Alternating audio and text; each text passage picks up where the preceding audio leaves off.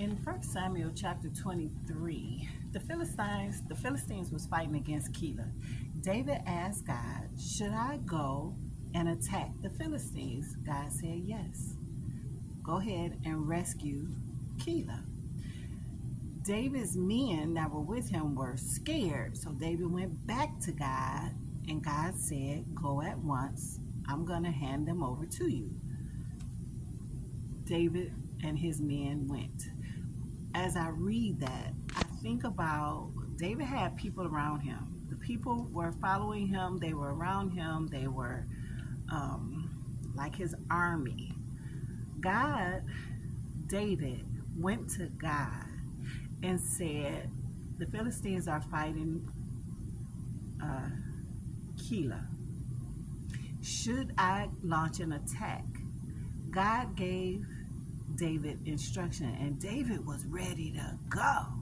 When he went back to his men to give them the instructions that God gave him, they was like, we scared over here where we at. Now you want us to go over there and fight with them?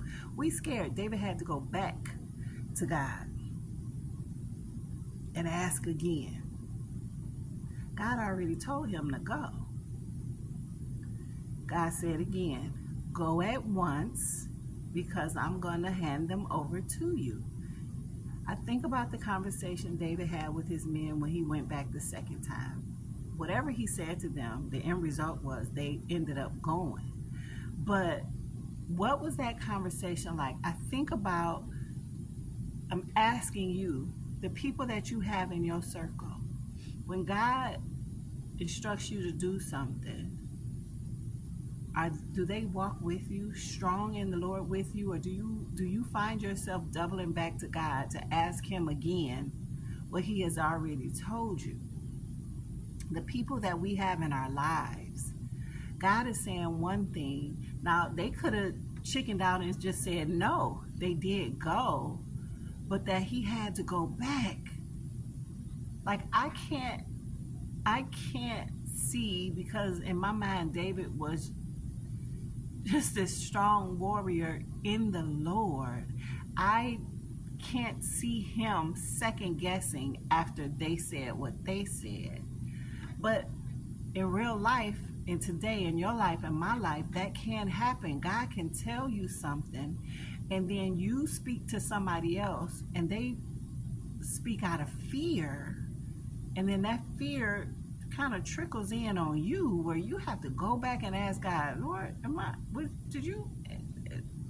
I just want to be sure it was you. I want to follow God. I want to be so sensitive to his voice, his urging, his leading, that it doesn't matter what anybody else says. I'm moving. I want people like that in my life. Now, everybody don't feel like that. Everybody is where they are in their walk. Some people walking, some people ain't walking at all with the Lord.